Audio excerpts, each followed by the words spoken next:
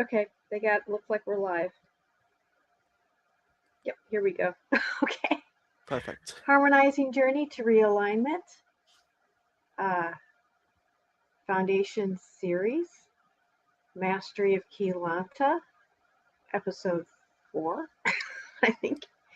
Yes. And are you the one that did the thumbs up, Lewis? Or is that somebody else? There'll be someone else. I'm not even on YouTube. Oh, okay.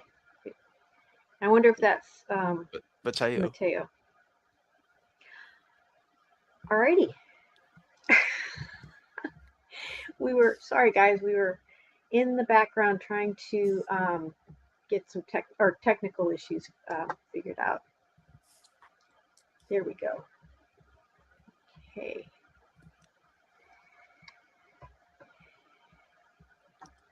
And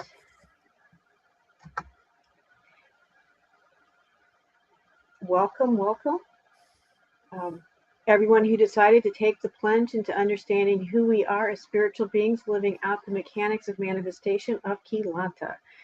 The primary resource used was the Postures of Love and Steps Towards Joy manual by Rose Tobin of the Cathara team by Azurite Press, now by Erase Productions. This is an excellent summary of applying the freedom teachings in your daily life. I am in no way affiliated with Azurite Price or Erase Productions. The link to download the PDF is on the harmonizingjourney.com website on the HDR seminars page. Please put your questions and comments in the chat to share in the discussion. Looking forward to, hopefully we'll get some more people. Oh, got number 2. Okay, good. Oh, wait a minute. Hopefully they weren't counting me. Hopefully it wasn't counting me. But hopefully we got 2 people. And always please like, share, and subscribe if you haven't yet. And welcome to our Lewis Oxley, fellow Great Keeper and Wealth of Chaos Knowledge. Hello, everyone. Thank you for having me. Lewis, I think you're too. Well, maybe it's on my end. You're too low. Hold on. Speak again. Hello. Testing. Okay. 1, 2, 3. Okay. Perfect. Actually, whoever is viewing, if you can give us a 5x5 to just let us know you can hear us clearly, because we don't know until you tell us. Okay. Oh, wait a minute. I got to get the chat up and running here. Okay. All right. There we go. We got the chat. Okay. Hopefully we'll get some people.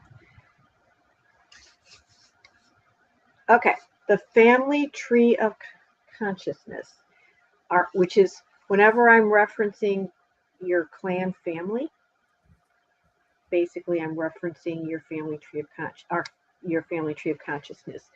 A progressive realization of the self as a plural rather than singular construct.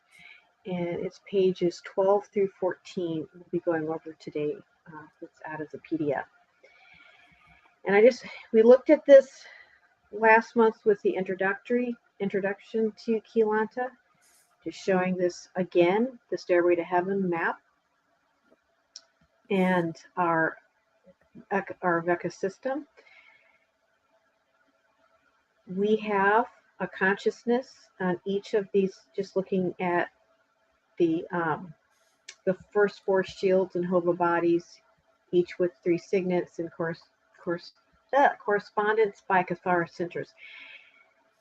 Each of those shields we have, hold on, excuse me, we have a consciousness in each of those shields.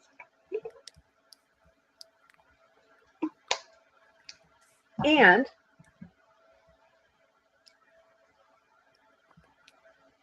as you move through those spirals there of those different levels, you have bigger consciousnesses in the Veka system, Veka system, Akasha Aya, all those we have parts of ourselves in, all the way into the cosmic God seed of creation, which gets us to connect into our Ariana,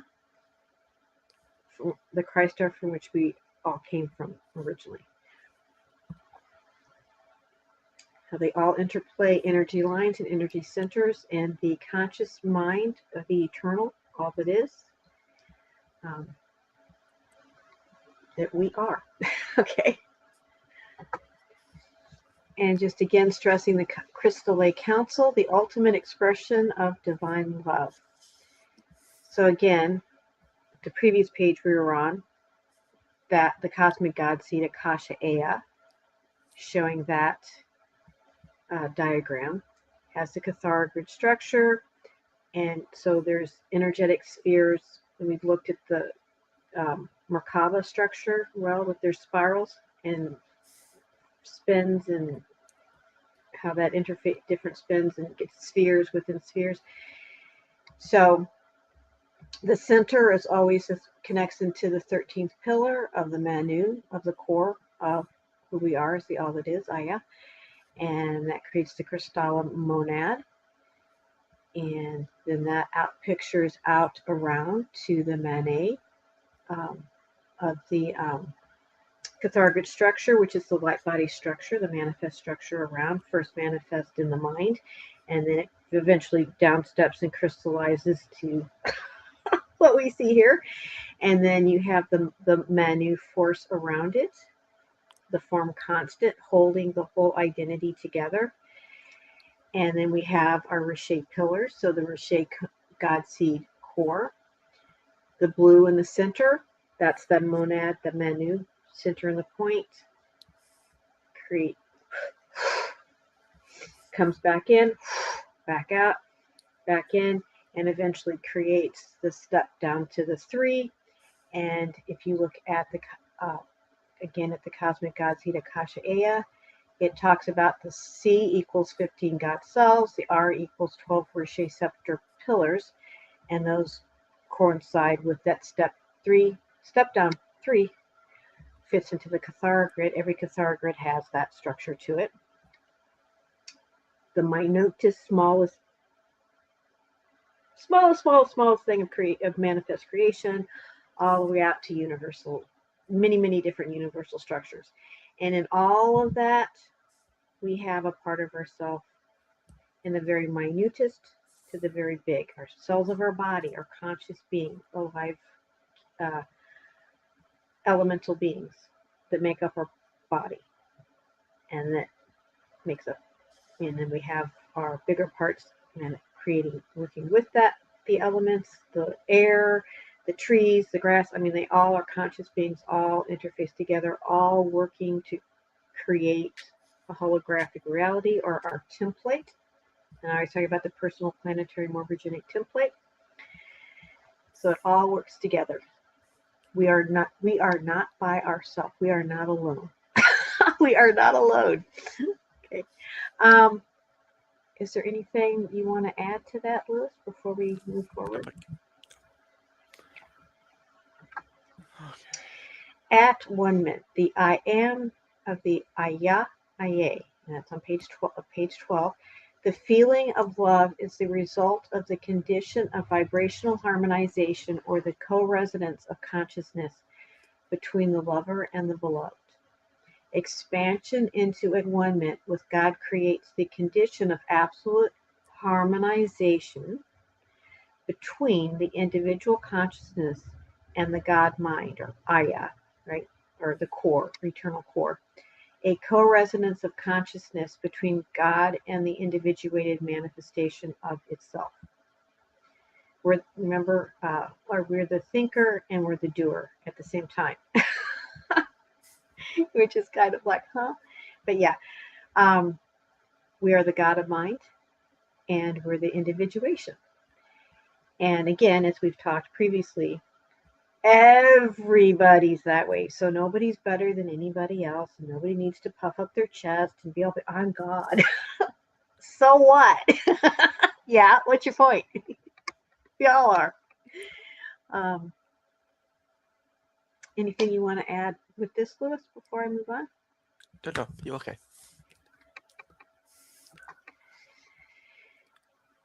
And she kind of really didn't do it in this particular section, but she sort of did, but didn't. But I think it needs to be looked at in understanding when you're looking at the matrix of the whole structure of being who you are as the all that is, Aya. And I'll actually be doing a post on this and kind of fine tuning and getting it a little bit more structured. I was going to talk about it tonight, but I'm realizing I don't know that I can get into it as much as I'd like to, but yet. But we're made up of, as Aya, as source, as God source first eternal, the good, bad, and the ugly, so to speak. And I say that tongue in cheek, right? Because everybody has their own idea of what's good and what's bad. Everybody kind of has an agreement on the ugly for the most part.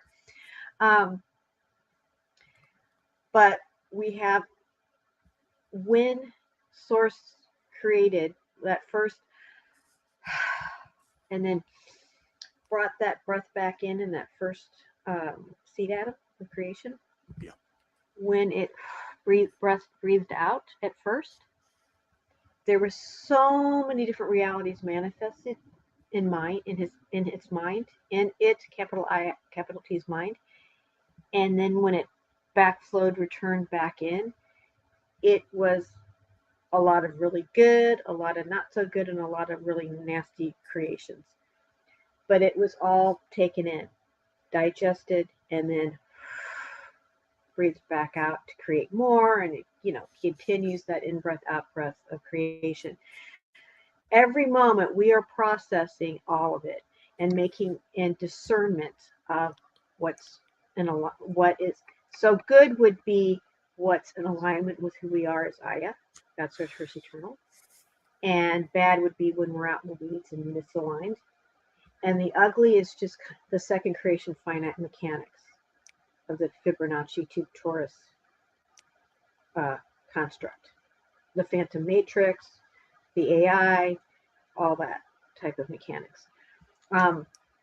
So I wanted to also kind of with that, looking at, again, and we kind of talked about it last introductory session, looking at the crystal spiral of creation. And when we were looking at, let me go back.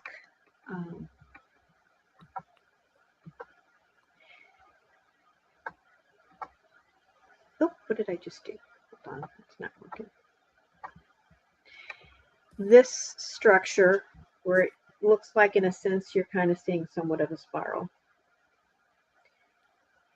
Because remember, everything is the Merkabas, spiraling vortices. So you have minute spiraling vortices to huge spiraling vortices. And remember, the Cathar grid structure is within the Merkaba structure. So just imagine each of those Cathar grids you're seeing there as a Merkaba. So they're all spiraling. Okay. All right. So then we'll go back to, we're seeing with this, if you can see it, each of those, if you look, are all Cathar grids. And they're at certain angular rotation of particle spins. And another one is another angle, another one's at another angle, and then it fits into a bigger one, and a bigger one as they spiral and spiral and spiral within each other into bigger, bigger, bigger, until you get the big, what we just also looked at the previous, the seed atom, the Akasha Ea, the big one, all energy lines, energy centers, the spiraling. So really this crystal spiral is a symbolic image, because obviously it's not in reality look like that, right? Nothing, but that's the symbology of the spirals. Okay. And that's that's being the good, that's being in alignment with who we are as Aya, Ia, God source first eternal, you, me, we, us, they, capital I, capital T, it. The Fibonacci spiral gets into what's being out of alignment, which then can turn into what's ugly. It's the death spiral. It's the finite creation, second creation spiral, designed to shut us down and take us off the original light body of the good spiral. But it's still Aya. People got to realize Fibonacci spiral is still Aya. It's still it. It's just that shut down, ugly version of creation when you, as source, we've talked about this before, being source, that consciousness, choice is inherent because without choice, there's no creation, right?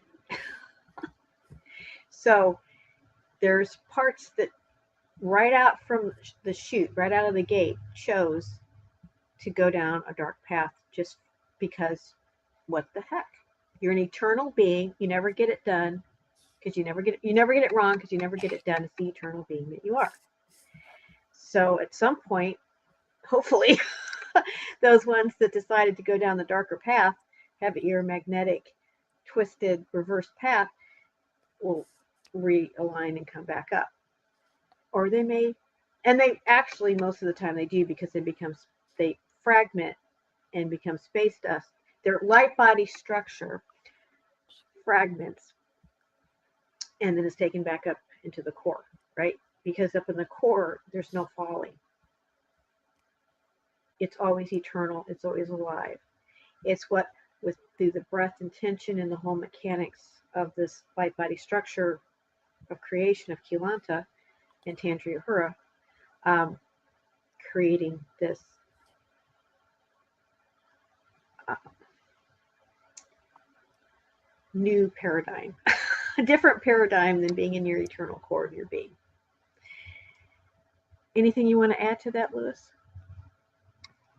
I'm really just looking at these two structures and Uh-huh. really looking back on the time of Atlantis and things, especially when the Mahadra code was kind of was like an overlay on the Earth, and it was actually working on a specific Merkaba spin, and kind of how it worked was, I can't remember the specific Merkaba mechanics of it really, but it was just really interesting that this code at the top, it was Uh-huh. actually an overlay during Atlantis, and we actually used this code to actually start realigning the Merkaba, or I guess you could kind of say the Metatronic seat, the Metatron, the Fibonacci spiral, turning those mechanics around and turning it back into the crystal spiral. It's just really interesting looking at the technologies used, because you've either got two types of technologies. You either got the crystal spiral, which is a configuration on its own, but then you've also got the Metatronic. But I don't specifically remember what happened, but it shows. But something happened on during the time of Atlantis where you could actually turn both of them off. You could actually change the mechanics of the Merkaba around so then none of them worked. And that's kind of how we lost our actual Aris memory. There's just so much we could really expand into with just a small diagram alone. Yes. Yes.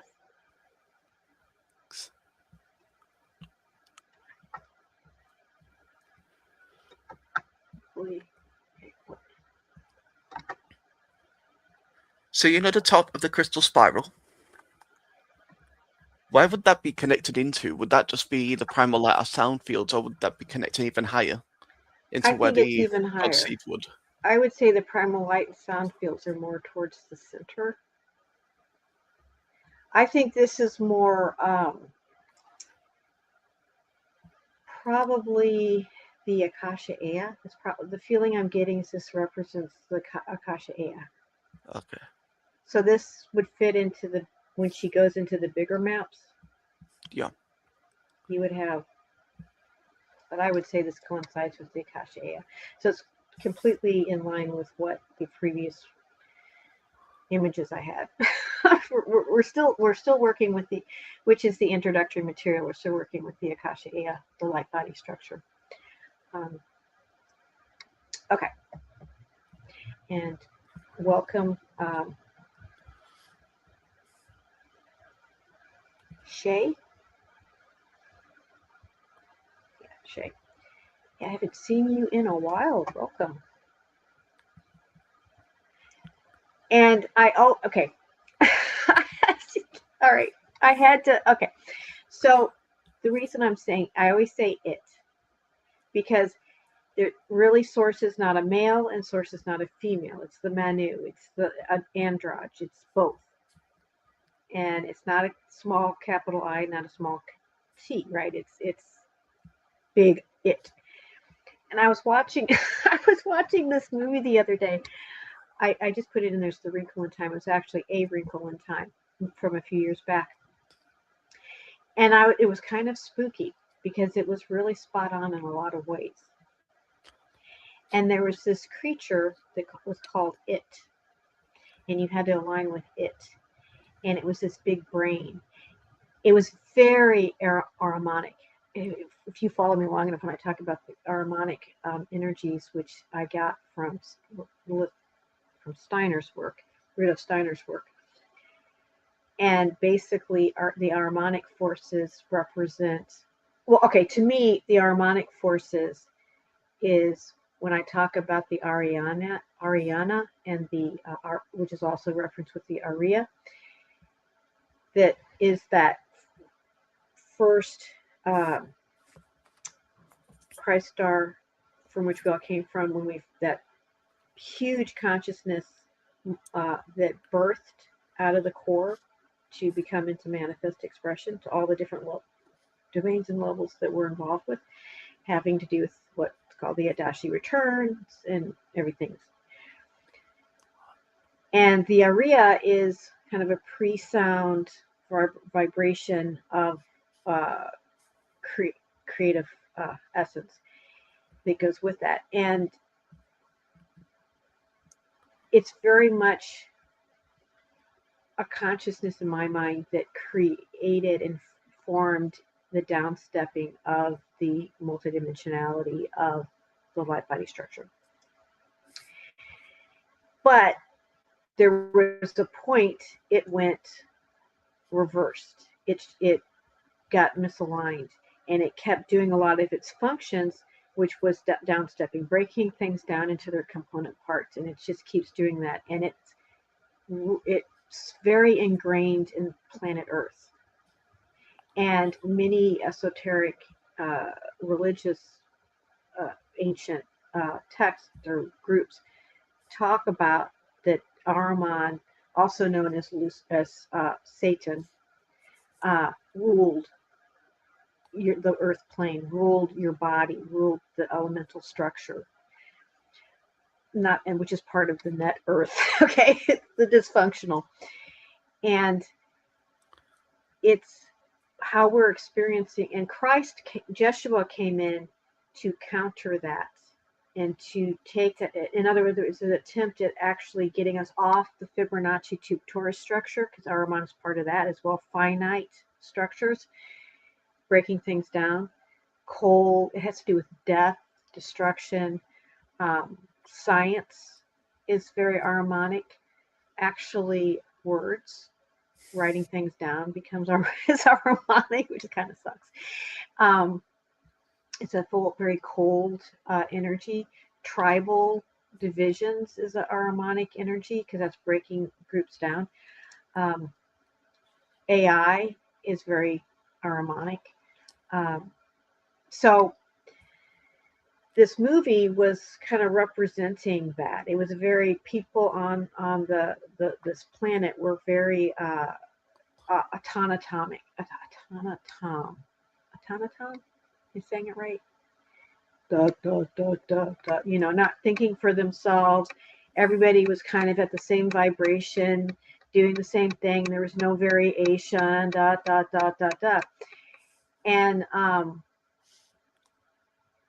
And I was like, oh, and it's called It. I was like, oh, that kind of sucks. But I was like, you know what? It's still source. And Steiner talks about, when he talks about going into the more deeper esoteric stuff of like making the transition from this world to the next, he talks about the different types of spirits and entities when you're making that transition out. And some of them can be really dangerous and dark and heavy. And it's not, and even with that, it's not because they're bad. They're just not of this world. They're just different. But you have to be careful.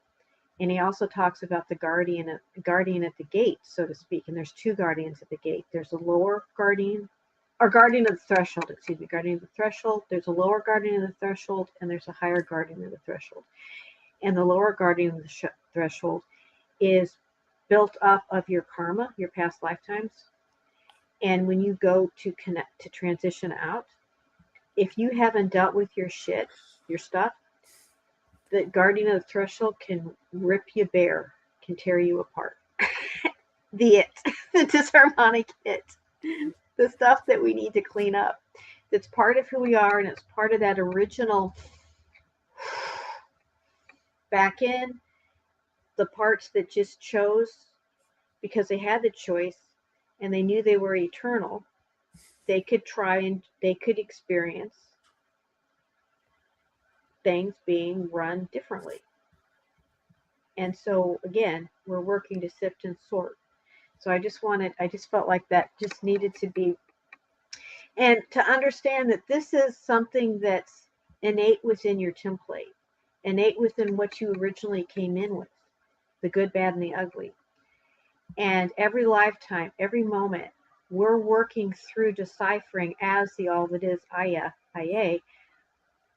what feels in alignment and works for us, what kind of takes us in the weeds, what systems are really heavy and make us stay in the weeds and get us cut off the track and get us onto a different timeline or alternate reality of, because that tube torus takes you off the natural and flow of breath of life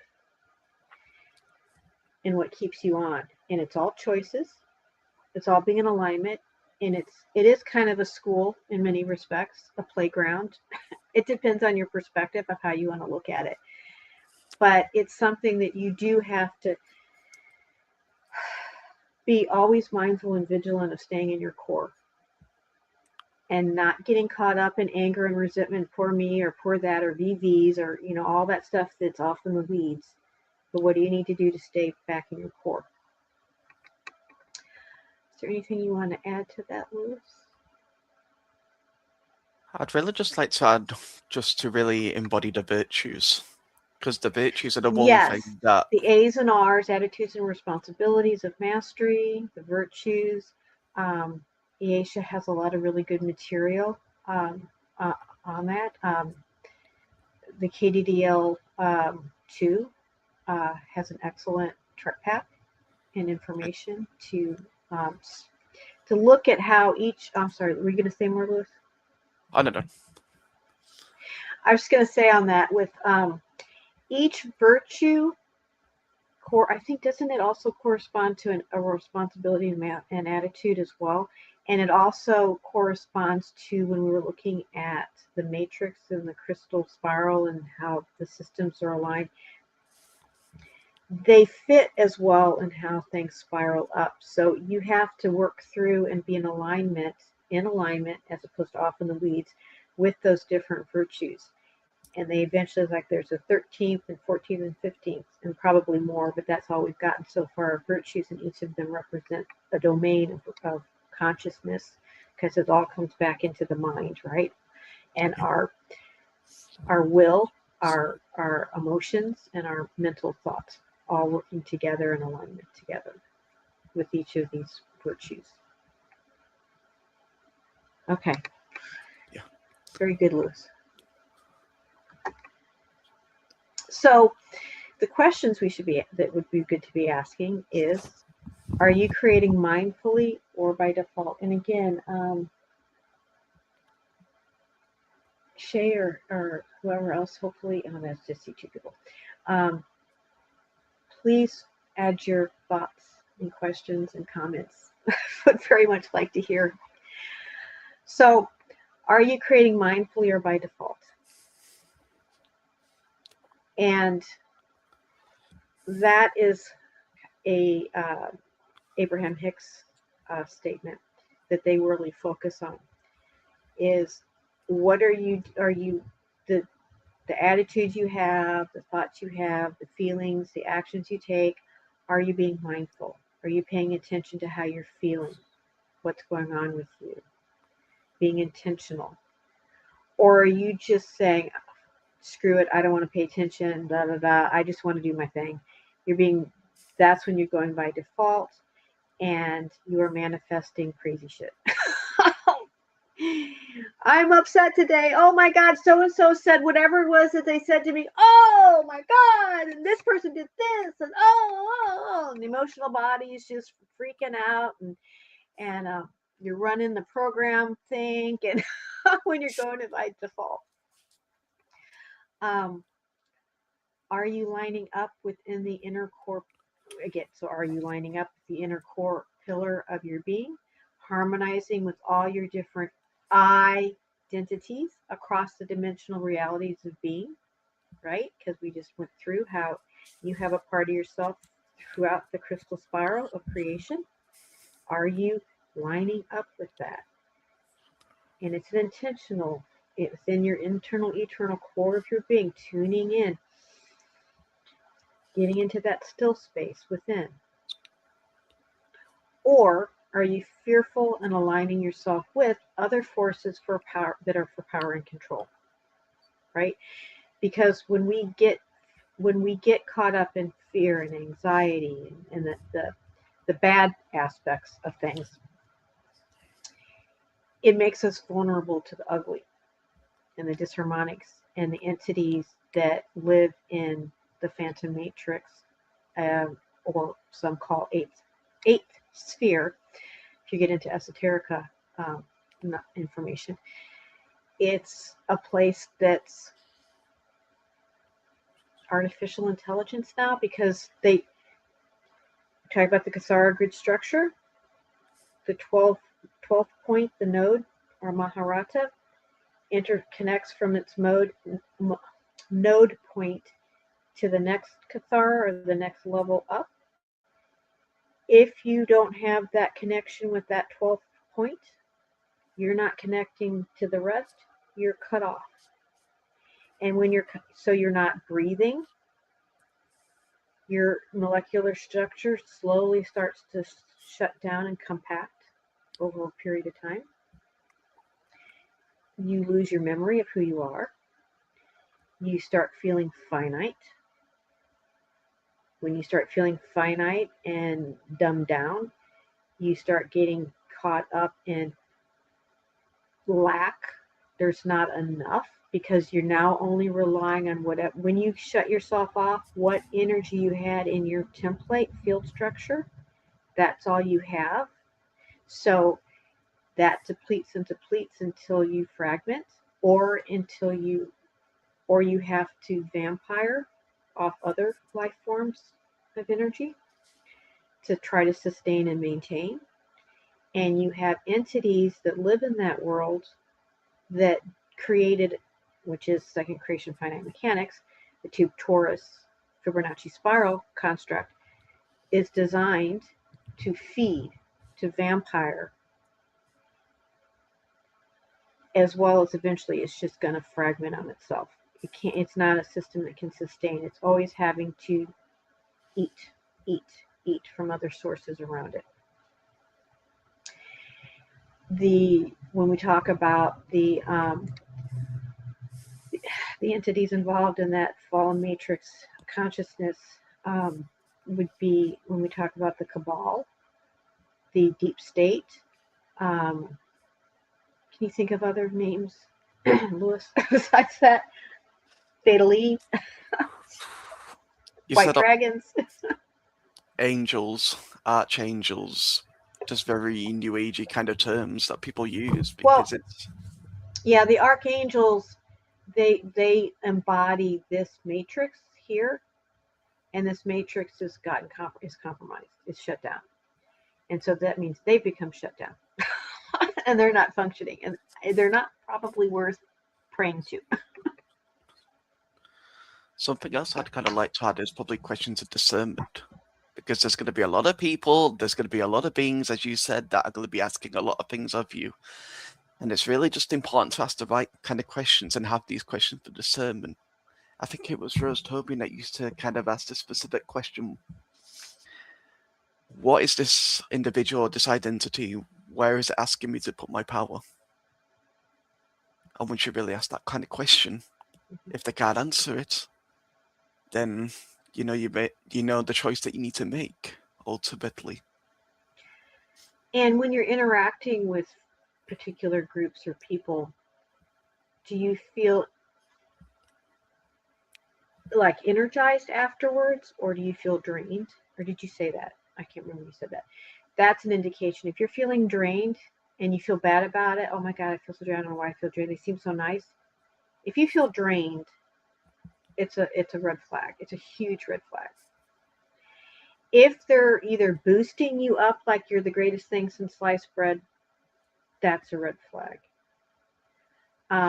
If they're making you out to feel like shit, that's a red flag.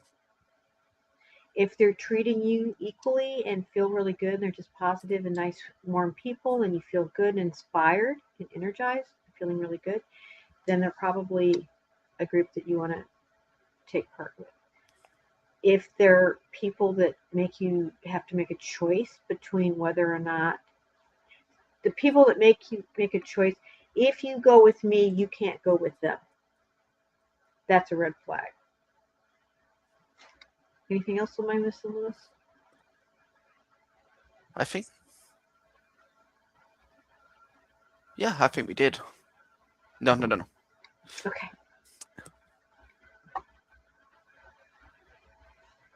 And just second creation finite mechanics is the path of chaos. When you're reading the postures of love, they talk about the path of chaos. Second creation finite mechanics. Second creation finite mechanics. I've never heard anybody else use that term but me. If there's somebody else that uses it, I apologize. If they started it more than 10 years ago, I'm sorry. If you've heard it something new, I've been saying it for a while. So, second creation finite mechanics, the path of chaos. So, a power and control based on fear and disharmonics, a state of mind that rules by force and manipulation because they lost their trust in themselves as Aya. They have aligned with the reversed, and I was talking earlier about the Aria, which I think I probably spelled incorrectly, but Ariea. I never can remember how to spell it. I thought I had it correct, but I'm looking at it again and I might not. Anyway, the Aria to become, which I felt became the harmonic forces of death and destruction. Also, the transhumanist, atheist, net phantom, earth matrix.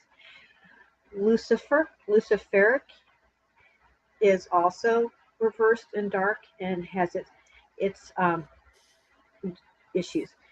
When you're looking at esoteric or Christianity, Rudolf Steiner work, um, the Luciferic energies are designed, and all of these have an organic root to them. Everything in creation has its organic root out of the core source. Even when it originally kind of manifested out of the course, it had a period of time where it was organic, and then it became reversed and changed its structure, got compromised. Okay, so Luciferic energy, which is also Anunnaki, and that's a whole other thing we may eventually get into. But Luciferic energies were designed originally to pull you out of being stuck in the body and align you with the divine, with the with the divine knowledge. Divine wisdom, and that's kind of a general it. How the power that creates worlds, which is kind of a neutral stance. It's just it's a mechanics, right? The Keylonta, divine wisdom. But what happens is it's become twisted in that it pulls you out now without you being rooted and grounded in your core. It pulls you out to be caught up in abstract thinking, which is kind of getting lost in your head. And that's where you get into the mind. Like a good example of kind of a Luciferic stuff would be kids that put those things on their head and they watch the movies and the gaming thing in their head. It's all in virtual their head. reality. Their body isn't doing anything. They're disconnected from the reality around them, and they're just in their head. Now, this is with the gaming thing. It's with the game, and the game's doing its thing. The Luciferic is more than that. It's pulling you out into the astral realm, and the astral realm is kind of a combination of definitely good, bad, and ugly. The lower astral has got a lot of demonic forces, and it connects you into the moon energies and into the eighth sphere. You can get really trapped in the lower astral. Higher astral, closer you get to D5, it's getting better, but coming straight out of our realm into the astral, you can get in trouble. And you can really get, that's when you open up to entities that don't have, that are connected into the satanic rituals and money magic and lots of nasty finite creation things. Um, and then the harmonic is was a force that was again part of creation, the area of downstepping, of the structure of the fabric of life. But what's happened with that is we got twisted, and what it does is it pulls you into your body, but into a very kind of death-like grip. It's very well, it's Metatronic energy. It's dogmatic energy, kind of when I was talking about a Wrinkle in Time movie, that da da da da da da. No, none of the but it's a da da da da da energy, mechanical energy. So I say it's kind of science based. Science is very, which there's nothing wrong with that. Just don't have it be everything that you're about. All right. Um, Anything you want to add, or are we good? We're good. Okay. And how are we doing on time? Really good, actually, considering we started 3 minutes late. Okay. Good. The fail-safe host, just wanted to kind of talk about that a little bit. So we cannot pull those out by the bootstraps. Again, this is kind of, I talked about it again in the last introductory to Keylonta, but I just want to go over it again. We cannot pull those out by the bootstraps who choose the path of chaos. There's so many of us that just get really codependent. We've been really trying for thousands of years to really help these guys, and there's a point you just kind of have to let it go. The anti-Christic imposed will objective and the destiny of sorrow, atheist, transhumanist, AI, phantom earth, and eighth sphere expression. It's time to let that all go. Whatever parts of yourself that are stuck there, do what you can to release them. And then there's a point you're just going to have to let it go. You're going to have to disengage. We have to make a new choices working with our Alhambra guardian administrators of the Christ mechanics to find our way back to full alignment with our eternal being. So going from being kind of the bad and some of the ugly, we need to line up with the good, so to speak. Lining up with the organic life force of breathing, the renewal, the knowing, the actually grounded, stable knowing that the Luciferic energies were trying to align us, pull us out of so we weren't too stuck in the body and align us with that. But because we got taken off the crystal spiral, it just took us into a bad space. But we want to line up now with the crystal spiral consciousness, with our eternal being. I'll be talking a little bit more in the future. Actually, in the next introductory Cathar class, not Cathar, introductory Keylonta class, we'll be talking a little bit more about the Alhambra and some of the other guardians. But again, we have our Alhambra self. And that Alhambra self is pretty huge and really regulates and works with that crystal spiral structure. So you really want to line up with that part of yourself and really get more of understanding dynamics and mechanics behind mechanics of manifestation, and who we are as the all that is, Aya, Aya. God source first eternal, you, me, we, us, they, it, capital I, capital T. So, okay. All right. And yeah, just reminding people about the Harmonizing Journey to Realignment private sessions. Harmonizing Journey to Realignment utilizes Keylonta and Tantriya Hura mechanics. Both sciences are the original organic first creation mechanics.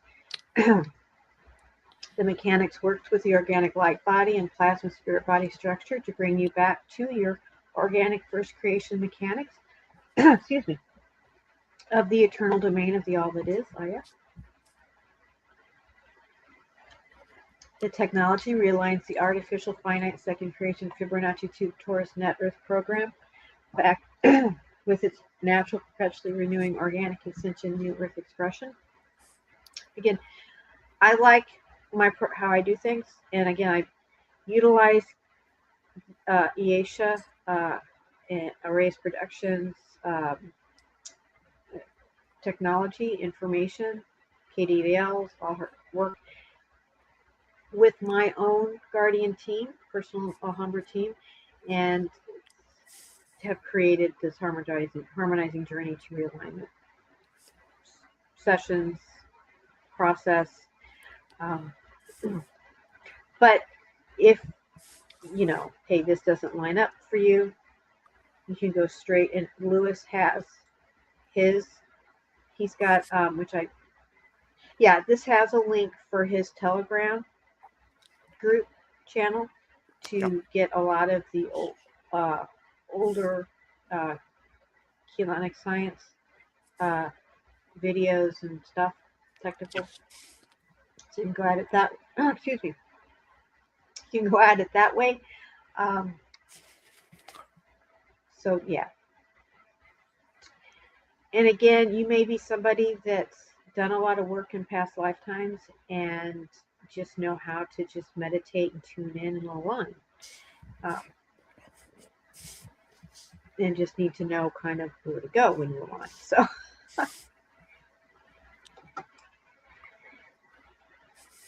the HDR Grid Keepers Community Membership Program, Harmonizing Journey to Realignment, HDR, defines a grid keeper as one who mindfully develops a personal relationship with their clan spirit family, which is their authentic expression. So hence when I talk harmonizing, and it's a journey to realignment. The grid keeper then consciously aligns their lone harmonic, authentic, eternal expression with the core of the earth plane for healing and mindful co-creating, right? The personal, planetary, morphogenic field structure, biofeed interface system. You cannot separate very easily, at any rate, the planet from the life on the planet. They all work together to create the planet and the life on the planet together. Yes, so consciously aligns their lone harmonic, authentic, eternal expression with the core of Earth plane for healing and mindful co-creating with all life everywhere as the eternal God Source First Eternal Aya Aya, embodying a new Earth now. We are really in the middle of working that and creating that mindfully. And anything you want to add before I go on to the next one, Lewis? The Grid Keepers membership is just someone that really wants to heal themselves. You don't really have to be a part of KS or New Age. You can just... The more I'm getting into HDR and things and going on to journeys and things, the more playful and the more less serious. That's kind of what I'm getting from my own experiences. It's not even really about healing. It's just about... Well, I guess in one way it can be about healing, but then I've moved away from actually trying to heal myself just to going on to these beautiful journeys, being more playful, finding my inner child, having all these kind of different aspects through the healing just started coming up. So we're definitely not a serious place. We're definitely not. Yeah, and what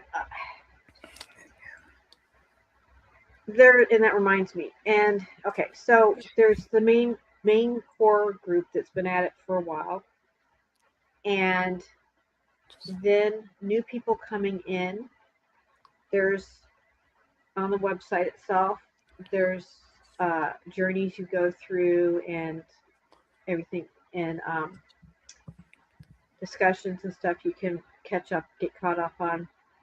Take your time, build your confidence up, feel good about it. If you just have been going through some journeys and it's like, I'm not getting this, then you might want to do a private session, which we have a 30% discount on a 2-hour session. You can either do the whole 2 hours at one time or break them up into two 1-hour sessions. I think I'm saying that correctly. To really fine tune and really work for those that need the extra attention. And then you can build up to doing the live journey sessions with the core group. You're always invited to the monthly book discussion. And when you decide and feel comfortable doing that, then let me know and you can join. And we'll do a little orientation time and meet people and connect and get your questions answered and all that what you'd like to do to kind of get familiar. Then there's going to be those that may do that, but they may never want to do the live. They just want to do the recordings. That's fine if you follow through the Discord with the recordings, because your schedule may not align, or you just are the kind of person you just like to, you're just too shy, you just don't want to do it. That's fine. You're still part of the community. You're still involved. Like Lewis said, it's your personal growth. When you feel comfortable and strong enough to do more of the bigger stuff with the people, with the rest of the group, then that's awesome too. If flexibility, flexibility. Waking in Alania book series. I've got 2 books. Again, I know I've got a 3rd one. I'm still working on it. While the story appears to, boy, excuse me. I'm not one that talks a lot. So, sorry. While this story appears to be a typical science fiction tale, it is actually a piece of Earth's ancient hidden history. Much of the past I had remembered through my affiliation with the freedom teachings of Keylonta science. The rest was through the characters' lives and the stories shared through me. Kara, Eshwa, Ganado, Prince Kaldor, Queen Asana, and even General Damien all have a place in my heart. I was glad I could get their story down on paper. These books were a long time in the making and still are. And first book starts out on Terra, Harmonic Universe 2, and what kind of happened there. And then the next book goes into more the future, more present time, 2012, 2012, yeah. What was kind of going on there. And that's kind of its own modernized adventure, sci-fi, spiritual elements in it, experience. And then the new book is that I'm in the process of doing is Kara, who's now Candace in modern times. Her journey, her work in Inner Earth with the oh Lord have mercy, it's the Alhambra, but I have a different name for them so I don't get in trouble with copyright, and I'm spacing right now on what they're called. But anyway, working with them and kind of the network, the Cloak of the Eternal Ones, and it's just kind of working with the cast of things. And then, of course, it's the adventure component. So she's got to step out of where she's at and come back to the real, New York and, certain places and work with some of the other main characters and kind of work through some tough stuff. And there's going to be all kinds of things going to be happening with that. It's going to be really fun. It's really fun. Did you want to add anything, Lewis? The Working to Alania books, especially the first book, is a really good starting point, especially if you struggle with the science-based information in Voyages 2. It's a really... how would I kind of describe it? With Voyages 2, when I first kind of went into it, I really just kind of struggled. It's a really hard book to go into. But when I first came into working the Alania books a couple of months ago, I was kind of just reading it, and it was such an amazing book because it really put all the different events that were kind of happening on Tara. It put it into like a linear different fashion, so you don't have to really go through all the information, but at the same time, there is that frequency there, and the frequency will pop on your own kind of memory banks to some extent. So when you go back into Voyages, you'll start to remember things, you'll start to understand it a lot better. It's really just a really good book just to read for anyone that wants to do it. Cool. Thank you. Yeah, because as you know, particularly those that are following along with the introduction to Keylonta YouTube lives, chaos can be a little complicated and very technical. And this book was designed to bring out more of the touchy-feely, so to speak, practical application-y aspects of Keylontic science, basically.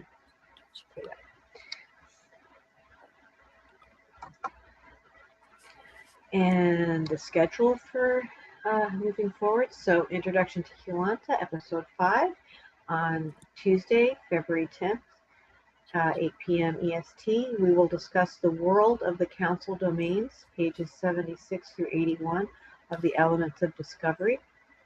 And you can also go to the harmonizingjourney.com HDR Seminar Series page to download that PDF. And the HDR Insights Tarot Show on Tuesday, the 24th at 8 p.m. EST, the energy forecast for March. And you've noticed I've decided to be more organized, not organized, well, it is organized, but more structured in that I'm not just looking at the cards to determine what day, what's the best day to do it. I just decided we're going to do it on Tuesdays. So basically the first Tuesday, the second Tuesday, then we'll skip a Tuesday and we'll do whatever the last Tuesday of the month is, so that because that'll correlate into the following months, because we're doing the energy forecast for the following month.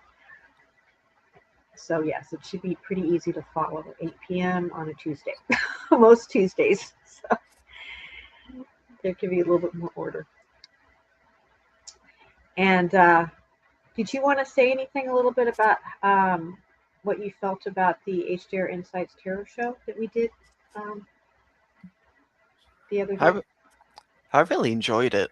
There's definitely a lot of potential with it, especially when we look at other tarot YouTubers and things.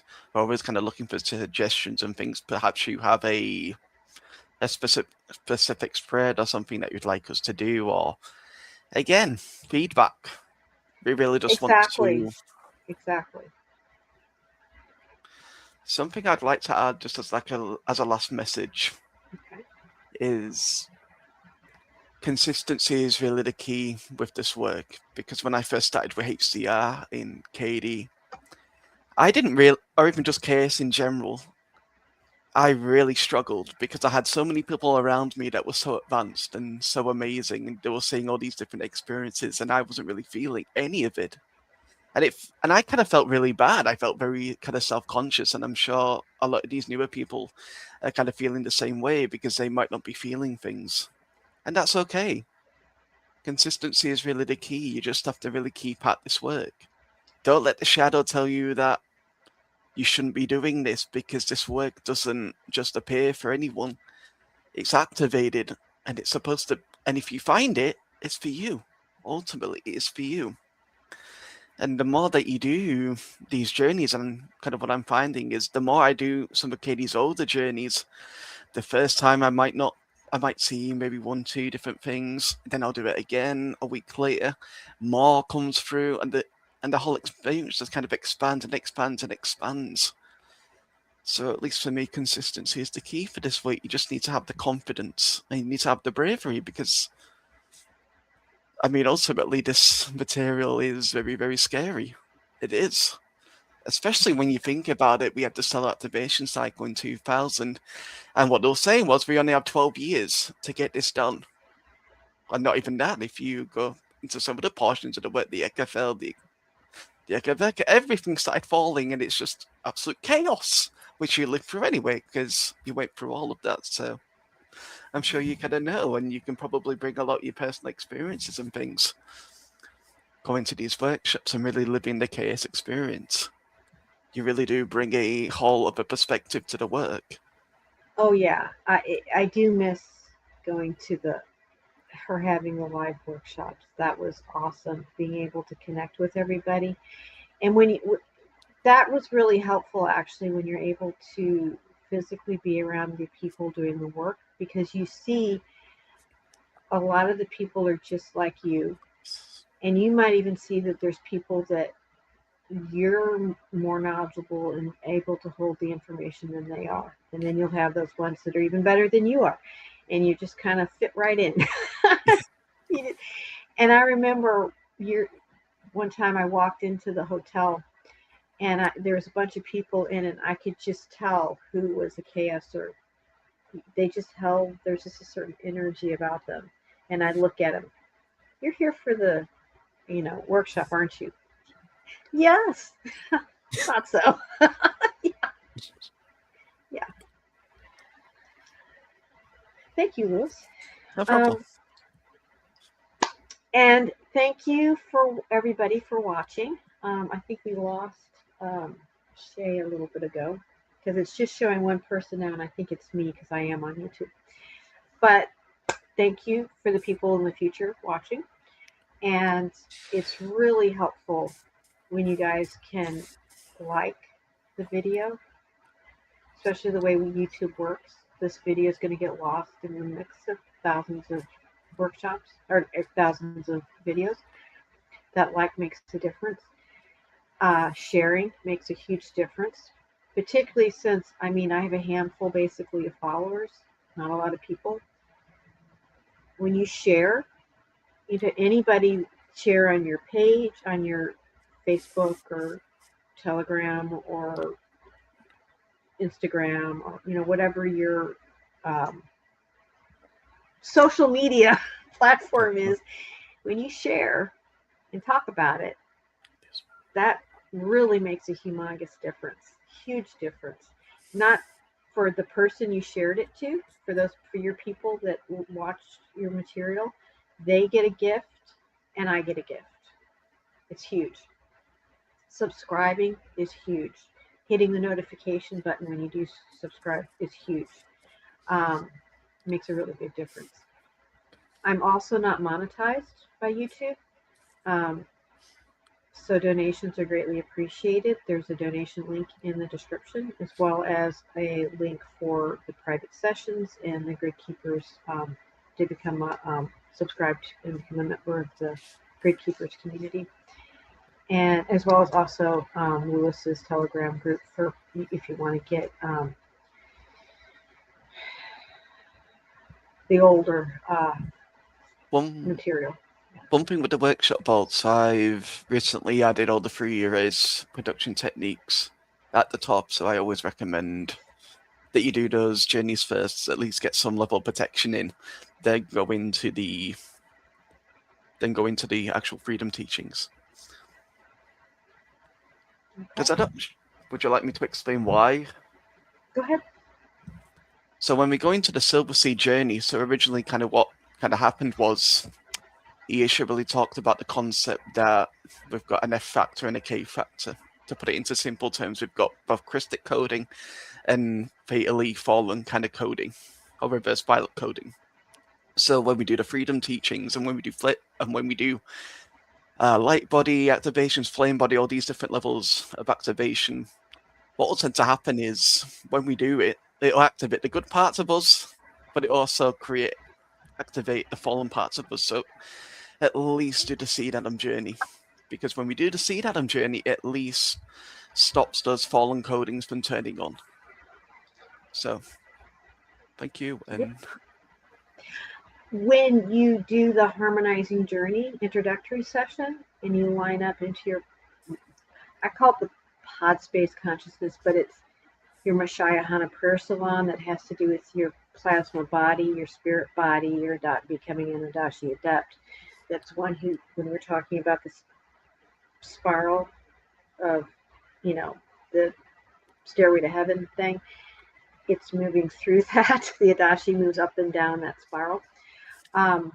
When you connect into that is huge. And you connect into your with your Buddha team is a big part of it too. Really is part of building that protection. So actually just doing the introductory, which also reminds me of something else. The introductory session is a good way then to also do the older material as well. And I always forget every single time. On Harmonizing Journey channel, YouTube channel, there is a playlist called Harmonizing Journey with Katie Oshimanita. And that's a list of different introductory group HDR sessions that I did over a number of years. And they're very excellent if you really are wondering, well, I kind of like Katie, I kind of like Lewis, I like the information, you know, she's sharing, but that's kind of a big step doing that energy work. I don't know if I want to do that, and I don't know if I, you know, I don't know. Check out that playlist and have fun. You can kind of tune in and feel it out, and if you want to go deeper and really tune in and really go, just play with it for a bit and see what it's like for you. And if you really like it, then you can go on either to go straight into the Grid Keepers community, or if you want to do a private session. And if you find, I liked it, but I was feeling stuck in certain ways, when we do the private session, you can work through those kinks. You can work through those issues kind of block, and you making that personal connection. And yeah. Anything else, Lewis, before we conclude for the evening? We're about 11 minutes over. I can't think of anything else. Okay. Again, love you all. Thank you. Next week, at the same time, will be the introduction to Keylonta, and learning a little bit more about the Guardians, who they are, where they're at in the spiral. Okay. All right. Thank you.